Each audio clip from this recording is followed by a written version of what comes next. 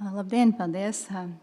Tātad jūrmalniece Bulduru iedzīvotāja Katrīna Renovska ir pirmā sieviete latviešu literatūrā, kuras dzeja ir izdota atsevišķā tipogrāfiski iespiestā krājumā. Latvijas jūrmalas puķītes iznāca 1875. gadā. Tas ir laiks, kad, piemēram, topoša Aspazīra vēl tikai 10 gadus veca meitene. Un šogad ir Katrīnas Renovskas 180. dzimšanas diena, kā arī aprita 150 gadi kopš viņas dzejas grāmatas pirmpublicējuma. Un es gribētu teikt, ka tēmas aktualitāti apliecina arī Latvijas Universitātes Literatūras, folkloras un mākslas institūta īstenotais projekts Sieviete Latvijas kultūrā un sabiedrībā 1870 līdz 1940, kurā tiek analizēta sieviešu pilsoniskā dalība politikā, izglītībā, literatūrā, izdevēja darbībā, un tādējādi šīs dzejnieces piemiņas aktualizēšana papildina skatu uz kultūra vēsturiski nozīmīgo personību loku Jūrmalas vēsturē. 19. gadsimta 50. 80. gadi ir pirmais latviešu tautas atmodas laiks, jaunlatviešu kustības posms, bet paralēli šajā laikmetā turpina eksistēt sentimentālisma, romantisma virziens dzejā. Un Renovskas literārās aktivitātes laika posms nosacīts saskan ar citām agrīnajām rakstniecēm Marija Pēkšēna, Minna Freimane, Paulīna Gailīte, jeb Gaiduļa Paula, Marija Medinska.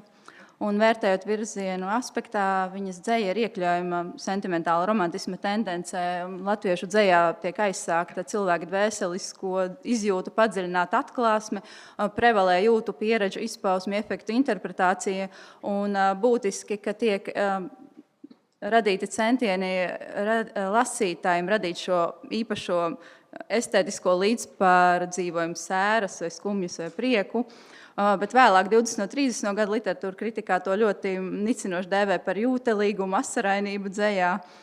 Un kā šī laika, Renovskas laika sentimentālas virzienu ieviesotāji minam arī Lapas Mārtiņš, Esenberģu Jānis. Un motīvi viņus sarado ar Renovsku. Tā ir daba, mīlestība, nāve un šo tematu elēģisks, pat traģisks risinājums. Un vēl arī jāmin Vensku Edvards. Un, ja mēs skatām Lapas Mārtiņu, Katrīna Renovska, kuri, kā mēs vēlāk redzēsim, sadarbojās, tad jāmin, ka Lapas Mārtiņš ir tāds jūsmīgi romantizēts, kamēr Renovska Katrīna vairāk ir melanholiski, sērīgi tvērus esamību savā dzejā. Un, sentimentālisti šajā laikā netrūkst. Jau minētais Lapas Mārtiņš, kurš ļoti bija plašā skaitā tiražē mīlestības dzejas krājumus, un ir arī tāda praktiski lietojamā mīlestības dzeja vēstulēm, mīlestības vēstulēm dziedāšanai kāzās.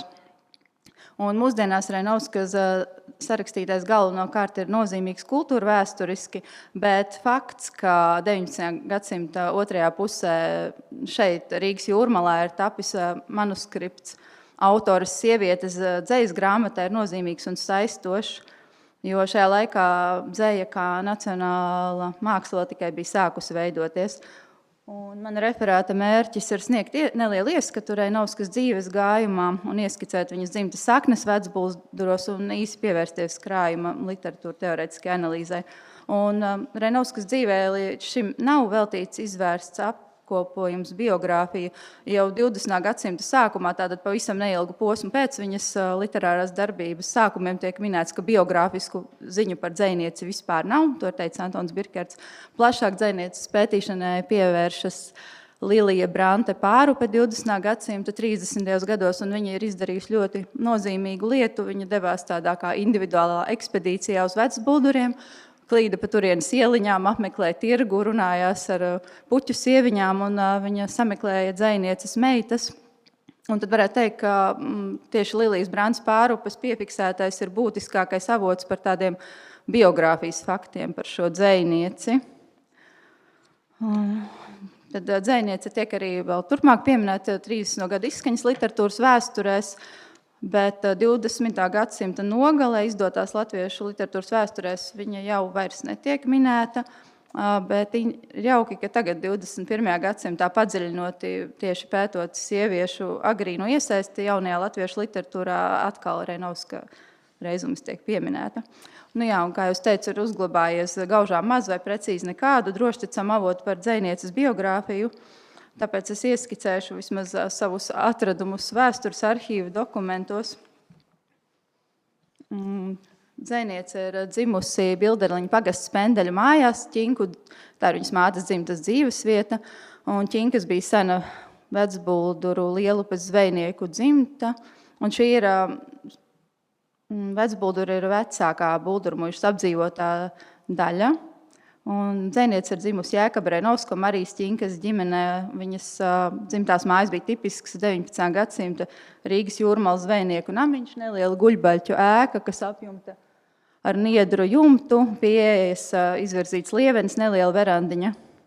Un šeit es kartē ar zaļu punktu atzīmēju vietu, kur atradās mājas aptuvenā vieta. Bet, lai precīzāk lokalizētu, ir nepieciešams veikt vēl papildus izpētes darbu. Un 1826. gada revīzijas listēs uzrādīts, ka Bulduru mājās Spendelēs dzīvojas Fišermanis un kā arī Ķinka, tas ir tātad dzejnieces mātes pārstāvis. Un tad varētu secināt, ka Ķinku dzimta atsevišķas mājas iegūs vai izveidos 19. gadsimta otrajā pusē, izdaloties no Spendelēm, bet tas ir tikai pieņēmums. Bet šīs Spendeles, vai kā kartē norādīts Spender, ir vienas no senākajām Buldurmuižas mājām, kas minēts jau 1795. gada revīzijas sarakstā. Un precīzāk dzejnieces dzimtai var izsakot no 1826. gada, jo revīzijas sarakstā ir Aila jaunpieņemtais atsevišķu ģimeņu uzvārds, un tad ir minēts šis Ķinka, jeb Ķinkas Bilderlingshofā, tātad Reinovskas vecvecāki no mātes puses Kristiāns, jeb Krišānis, un viņa sieva Trīne, un dēlu un meitas. Arī 1858. gada dvēseli revīzija tautas skaitīšanas datos Spendelēs minēta gan Fišermaņi, gan Ķinka ar meitām, jā, un Jēkabs Reinovskis ar sievu un meitām Trīni, jeb Katrīnu, Annu un Līzi. Un vēstures arhīvu dokumentos atrodamie dati apliecina, ka dzejnieces dzimta ir apdzīvojusi Vecbuldurs jau aptuveni no 1810. gada. Bet viņas tēvs Reinovskis Bulduros bija ienācējs, kurš apmetās, kad apprecēja Mariju Ķinku, un tad šis Jēkabs Reinovskis ir ieņēmis pagasta vecāka amatu, rosinājis celt pirmo skolu Bulduros, un tam līdzīgi tātad bija sabiedriski aktīvs vīrs, bet pati viņa meita Reinovska skolu nav apmeklējusi lasīšanu, rakstīšanu, kā arī krievu un vācu valodu. Viņa apgūsi pašmācības ceļā un ļoti interesēsies par literatūru. Un, lai gan viņa negāja skolā, Reinovska kontaktējās ar Bulduros strādājošo skolotāju literātu grāmattirgotāju Friedrihu Mekonu, un viņš esot sekmējis jaunietes garīgu attīstību, mīlestību uz grāmatām un rosinājis stāties Bilderliņa pagasta korī, piedalīties teātru uzvedumos. Un šī aizraušanās ar literatūru, iespējams jauno sievieti, rosināja pievērsties dzejošanai, izmantojot atdzejas iespējas un radīt arī pašai savus tekstus. Jāmin, ka šī jaunā sieviete savam laikmetam bija ļoti apņēmīga, jo 1869. gadā viņa ir devusies uz Pēterburgu, ja mūsdienu Sanktpēterburgu. Nav ziņu, vai šī brauciena galvenais mērķis bija atrast mājaskolotājs vai guvernantes darbu, bet ceļojumā gūtos pierakstus viņa atspoguļoja dienas grāmatām, bet tomēr viņa atgriezās Bulduros. Un nav saglabājusies neviena šīs dzejnieces fotogrāfija, diemžēl, bet mēs vēlāk redzēsim viņas meitas fotogrāfijas. Un laikabiedri raksturojuši, ka dzejniece bija neliela augumā, pāsiem, bet patīkamiem sejas pantiem un nesājusi matus apvītus bizēs ap galvu. Un 1875. gadā, kas ir gads, kad viņa izdod savu grāmatu, viņa apprecās ar Jāni Ozolu, kurš ir ienācējis no Kurzemes. Viņi laulājušies Raunas baznīcā, nevis Rīgas Jūrmalā, jo tur bija devies darba gaitās Katrīnas iecienītais slogas mācītājs Karls Vilhelms Gotthards Fīrhufs, un pēc tam jaunais pāris turpināja mitināties attālā redzamajās Ķinku mājās, tātad dzejnieces dzimtas mājās. Un ģimenē ir dzimušas divas meitas, Adīna Stefānija gadu pēc kāzām un Elizabete Verēna 1879. gadā, kas vēlāk kļuva Bulduros par Kārļa Preisa kundzi, un šis Kārlis Preis bija Bulduros sabiedriski aktīvs cilvēks, dārznieks. Un gan Preisu, gan dzimta, gan Ozola un Reinovski atdusās Lielupes kapos, viņiem ir kopīga ģimenes kapavieta. Un 1895. gada tautas skaitīšanas dati papildina ziņas par Reinovsku ozolu ģimeni, atklājot, ka 50 gadu vecumā dzejniece norādījusi kā savu nodarbošanos saimniecības vadīšanu. Savukārt viņas vīrs Jānis Ozols ir bijis fūrmanis, visticamāk varbūt turpat pie Bilderliņa buldur stacijas darbojies. Savukārt meitas Adīna un Elzija Belzebete skolojušās Bulduru pagastskolā. Un arī mūža otrajā pusē dzejniece ir bijusi sabiedriski aktīva, daudz lasījusi, viņai īpaši tuvu bijusi Stendera un Dinsberga dzeja, bet trūkst ziņu vai manuskripta veidā pastāvējuši vēl kādi citi viņas pašas sacerējumi.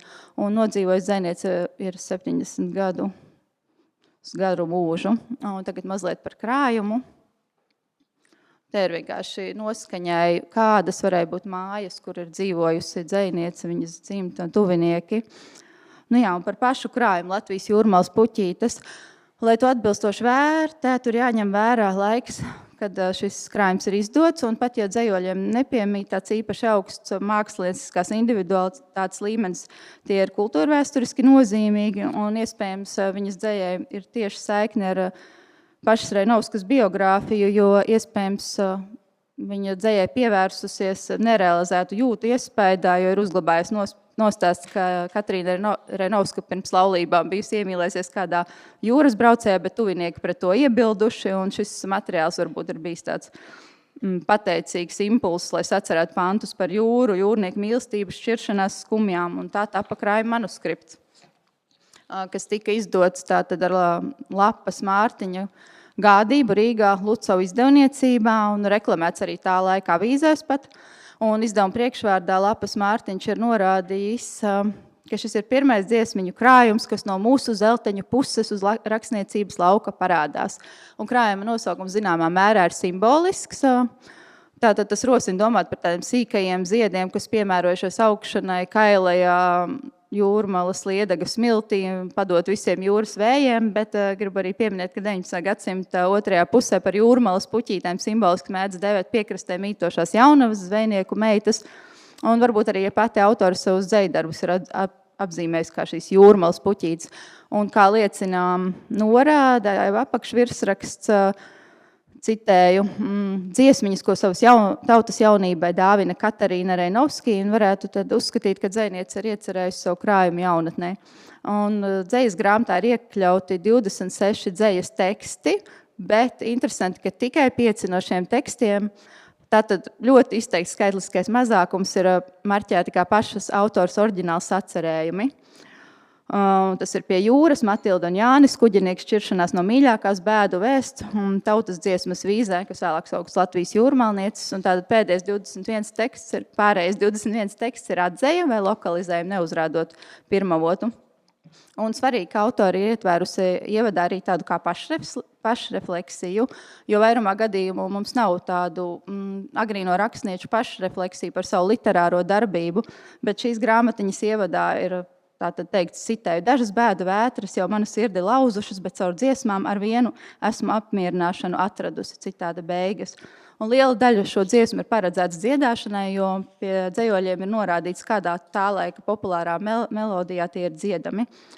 Un kā jau atzīmēju virziena aspektā, šī ir sentimentālisma literatūra, mīlestības jūtas, sērīgums, sēru, nāves, iznīcības motīvs, izkāpināta emocionalitāte, jo tas ir laiks arī, kad latvieši ir Jūra Alunāns starpniecību ir iepazinuši sēro Lorelējas motīvu, un, lai gan chronoloģiski dzejnieces krājuma klējā nākšanas laika sakrīt ar jaunatviešu darbības izvērsuma posmu, tomēr Reinovskas lirika neiekļaujas kādos aktuālākajos 1870. Gadu sociālajos un politiskajos kontekstos, tā ir intīmā lirika.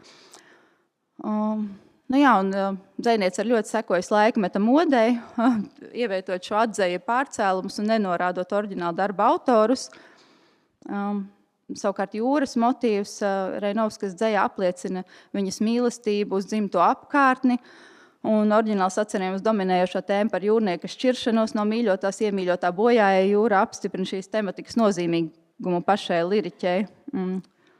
Šķiršanās tematika iecerētiem dodoties jūras braucienā, bet viņa mīļotāji paliekot krastā ietvert oriģināls atcerējumus Matilde un Jānis Kuģinieks šķiršanās no mīļotās bēdu vēsts un netiešā veidā arī dzejolī pie jūras. Un šie dzejoļi veido tādu kā vienotu ciklu, jo pirmajā dzejolī tēlots Matildes un Jāņa dialogs naktī pirms viņa promdošanās jūrā, otrajā dzejolī iemiesot šīs pašas situācijas eskalācija, jūras braucējiem esot biedru lokā, tukšojot alus kausus, bet skumstot par šķiršanos.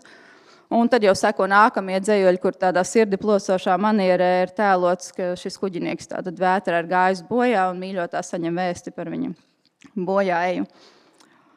Nu jā, un tātad šie jūras vērojumi varētu būt attiecināmi uz dzejnieces novēroto savā dzimtajā apkārtnē, jo viņa ir tāds himnisks patosa pilns skatījums uz jūru, uz tās vareno un ambivalento dabu, ka jūra gan dod dzīvību, tātad iztiku zvejniekiem, gan paņem dzīvības.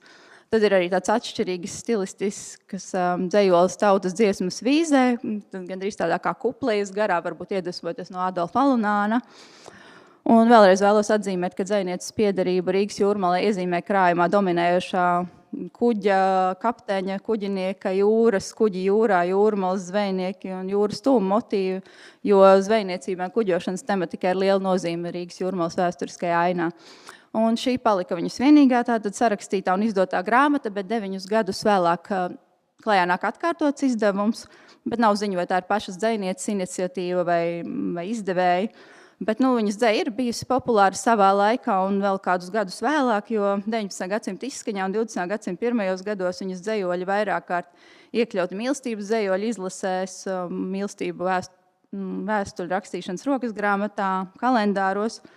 Bet viņas darbībai tomēr ir salīdzinoši epizodisks raksturs, jo ir izdots tikai viens krājums, bet pārizdošana tātad apliecina šo zināmu nozīmīgumu. Tā, kas mums tur pazuda. Jā. Un tātad noslēgumam dzejnieces Reinovskas dzīves gājuma literāras darbības aktualizēšana bagātina skatu uz sieviešu pārstāvniecību kultūrā un sabiedrībā 19. gadsimta izskaņā, kas ir posms, kad šī sievietes pozīcija sociālajā un kultūras jomā latviešu sabiedrībā vēl tikai sāk iezīmēties. Un, ja citas rakstnieces ietekmējušās varbūt vairāk no jaunlatviešu kustības rosinātā nacionālā patosa un sociālām aktualitātēm, piemēram, Marija Medinska, tad Katrīna Reinovska klasificējam kā viena no intīmās lirikas pionierēm.